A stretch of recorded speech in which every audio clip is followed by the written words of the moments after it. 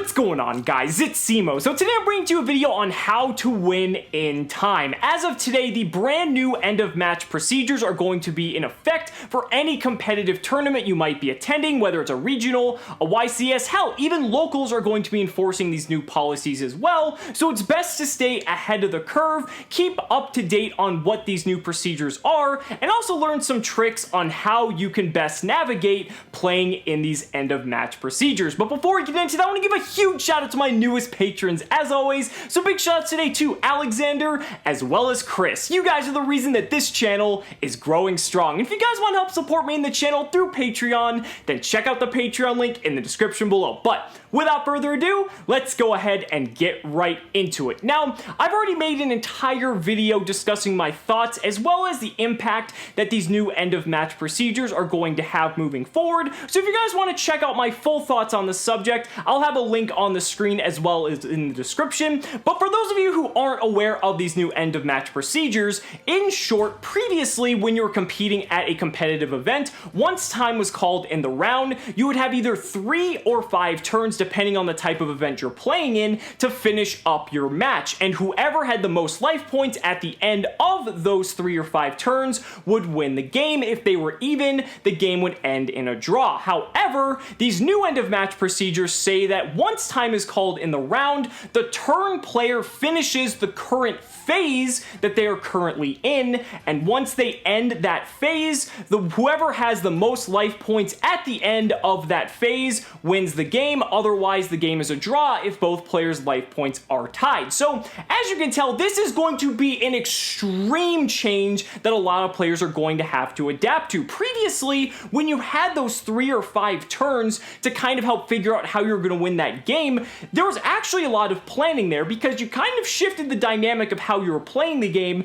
because now you know, okay, I have this many battle phases left to inflict damage to my opponent, I have this many turns to potentially set up, so I can possibly ward them off, and maybe at the last battle phase, assuming I'm the last turn, that's where I'm going to capitalize and win that game. There was a lot of strategy, and it actually made it rather interesting from a competitive aspect. But now that's no longer going to be the case. So one of the biggest things I can advise you guys, if you're going to go into time, maybe there's 2-3 minutes left on the clock, and you're just about to side deck for either game 2 or game 3, side deck out any card in your deck that requires you to pay life points for cost. I'm talking about cards like Solemn Strike, Solemn Warning, Solemn Judgment, Soul Charge, any card that requires you to pay life points, side it out. Because before, you could actually get away with having these cards in your main deck, because since you had 3 to 5 turns to play with, Solemn Strike could be a card to potentially ward off your opponent's plays and prevent them from doing something big, whereas Soul Charge would be an excellent card that you could build up a massive board, and even though you didn't get your battle phase that turn, you still had 1 or 2 battle phases coming on the following turns that you could kill your opponent on that subsequent turn. However, now since the game will end on the current phase, these cards are just absolutely worthless and basically just are going to put you in a losing position, because if you're going to activate these cards at any moment and there's only seconds left on the clock, congratulations, you just fucking lost that game. So that's not going to do you any good at all. So what I'd recommend is, even if you're going to be siding in cards that might be suboptimal for that particular matchup, it's better to have those cards than cards that are going to be completely dead and essentially lose you that game if you're going to activate them, because those cards are probably going to be even more dead than some other potential cards that could be in your side deck. So get those cards out of your deck as quickly as possible, because now that we have these new procedures, they are going to be deader than ever. Now I want to go into some specific cards and strategies that we can take advantage of to help us better navigate these new end of match procedures. One type of card I want to discuss are going to be in-engine or particularly extra deck monsters that we can take advantage of that are going to inflict direct damage to our opponent. Now the thing is here, we have until the end of the current phase to give a little bit of discrepancy between ours and our opponent's life points. So the thing is, most likely time is going to be called in either main phase 1 or main phase 2, because the draw phase, the standby phase, and the end phase typically are going to go by rather quickly, and main phase 1 and main phase 2 is where you can perform a majority of the actions in the Yu-Gi-Oh! Trading card game as a whole. So it makes sense that when time gets called, we're going to be in either one of these two phases, and for all intents and purposes, basically both of these phases are going to act in a very similar role, because we now have the initiative to potentially kill our opponent if our life points are at an equal number, or if there's just a slight difference that we can get them underneath ours, that we can slip in that win. Now, what kind of cards am I talking about? Well, it was kind of memed about, but Gaga Cowboy was one of the cards that a lot of people were joking that, wow, Cowboy for game is actually a thing again. And you know what? That's actually kind of true. If your deck plays level 4s and you can make rank 4s rather consistently, or at least consistent enough that you could reliably get a card like this out, this might be worth possibly side decking if you see you're going to be going into time, and that could potentially just steal you a win. Because the fact that you can just deal 800 damage when both players are at 8,000, the main phase 1 or main phase 2 ends, hey, guess what? The phase ends, you have lower life points than me, and I just won the game because I hit you for 800 with Gaga Cowboy. That's really insane. It's not like you're finishing off your opponent with that remaining 800. You're just winning because you dealt them just a little bit of damage, but the fact that you can do that now and get away with it, any deck that can play rank 4s consistently should maybe consider playing this card in the extra deck, or at least in the side deck to side into their extra deck going into later games of the tournament, because you never know, it might just steal you a win. Another example would be a card like Wind Witch Ice Spell. Now, I know Wind Witches aren't exactly meta relevant at the moment, but just to be hypothetical, if you were playing a deck like Wind Witch Invoked, Wind Witches actually have the nice advantage that they are able to inflict damage to our opponent in the main phase and don't really require anything of our opponent in order for us to inflict damage to them. It's very similar to Gaga Cowboy, except this is a main deck monster rather than an extra deck monster. So if you're playing cards that basically have in-engine built burn effects, well then you're going to be in a very good position going into time with your deck, because now you're going to have the ability to just burn them for that 500 with Ice Spell, and guess what? You just won the game when time got called. So, you know, it's kind of slippery, but, you know, it's going to work in some instances. Now, I know what a lot of you guys are thinking. What's the deck that's most notoriously known for burning our opponents to death? And we're not talking about Chain Burn, even though they just limited Chain Strike to 1. Funny coincidence, I'm talking about Trickstar. Now, Trickstar this deck has just been crazy the past couple of years, because Trickstar has just been able to just outshine so many other strategies, and you know, the burn damage was kind of cute, but now this is a very real threat that a lot of people have to worry about. One of the interesting things here is that with Trickstars, a lot of their requirements for their burn effects come from their opponent activating effects or drawing cards, or basically performing actions for those burn effects to trigger. Licorice requires your opponent to draw cards or add cards to hand. Candina requires your opponent to activate a spell or a trap card. So that's the thing here. So how do we exactly take advantage of burning our opponent without requiring them to actually do something? Well, a card like Trickstar Holly Angel is actually a way for us to burn our opponent before they are able to actually do anything, and that's pretty good, because if we can get a Holly Angel on our field and special summon a Trickstar to one of its zones, it's going to burn our opponent for damage. We now have the higher life total, and we just won that game.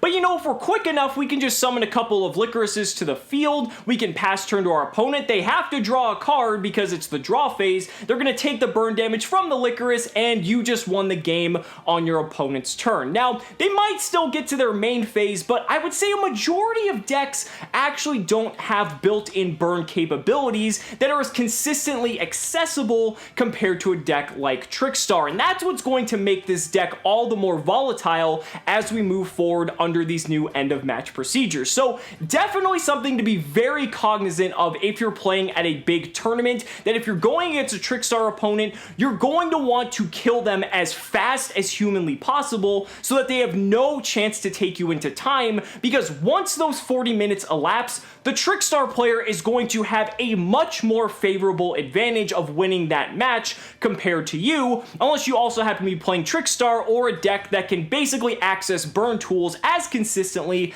as Trickstar itself.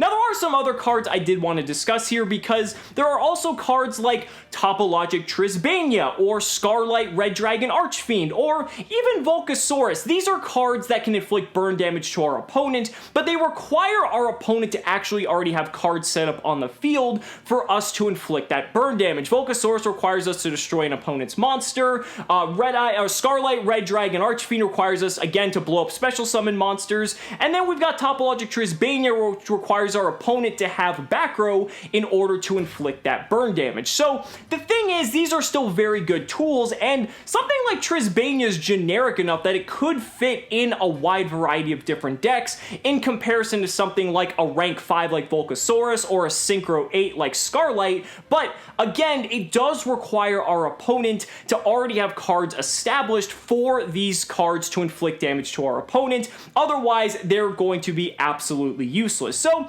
just some food for thought. But then there's also some cards that, can inflict damage in the battle phase. Now, that may seem a little redundant because any monster can inflict damage in the battle phase as long as it's face up and able to attack. That seems pretty obvious, but there are some other tricks that we can take advantage of here. Some of my favorite cards are cards that can attack directly, and a lot of cards don't really have the ability to stop that in today's metagame, especially if you bait out all of their disruptions. There's cards like Nightmare Shark, which are able to just attack your opponent directly. There's cards like Gaia Dragon, which are massive and are able to inflict heavy amounts of piercing damage if they're able to connect, and that could realistically be enough to end the game on its own. So these are some other cards you might want to consider if you're planning on going into time, or if you just want to have one card in your extra deck that in case you do happen to go into time, you can inflict, 2,000 points of damage to your opponent in that battle phase without even having to attack any of their monsters. You can just bypass straight through them,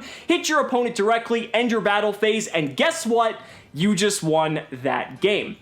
Now, one last section of cards I wanted to cover are more so the gimmicky cards. Now, these are cards that I wouldn't exactly advise you play, but realistically, with these new end-of-match procedures, you're going to be able to get away with playing cards like this more so than ever before, because these are cards that traditionally some players might play as a 1 or a 2 of in their side deck, that if they knew they were going to go into time, they would try to cheese out some life points at the last second and steal the match from their opponent.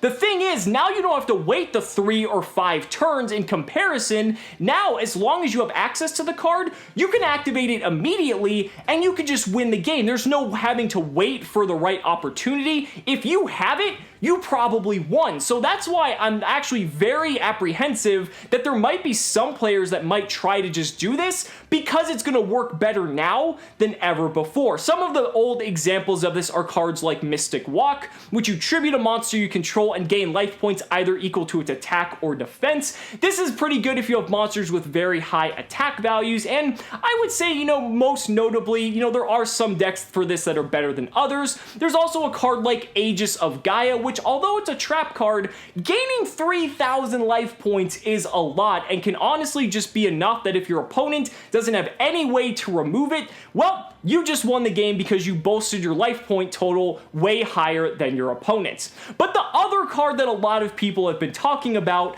is Poison of the Old Man. The crazy thing about this card is that it doesn't require you to have any other cards set up. Mystic Walk requires you to have a monster, but Poison of the Old Man is a quick play spell, which also is very notable because you can use it in any phase compared to something like a normal spell or maybe a trap card. And basically, when you activate it, you can either gain 1,200 life points or inflict 800 to your opponent. In either instance, if you're just starting off game 3 and the clock's running down, you can just activate this card, it goes to time, you end the phase, and you just won that game for basically doing little to no effort. Now, the biggest basically drawback to doing something like this, aside from basically everyone in the community hating you, is basically, is there room in your side deck to accommodate these kinds of gimmicky cards? cards, because skillful players aren't really going to rely on these gimmicks to win them matches. The thing is, you have to realize is that there's so many other better cards that you could be playing in the other matchups that maybe you won't even get the time in the first place if you were just playing better cards,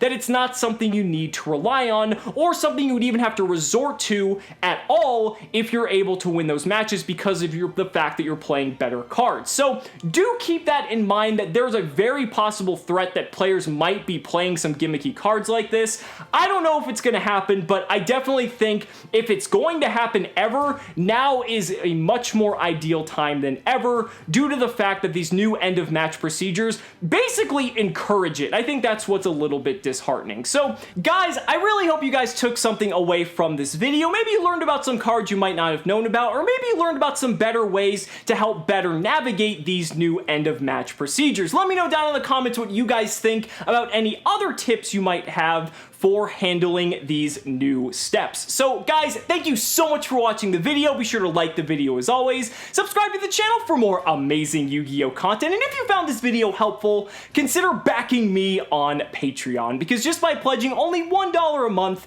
you're investing in my ability to continue bringing you amazing Yu-Gi-Oh content. So thanks so much again, and we'll see you next time.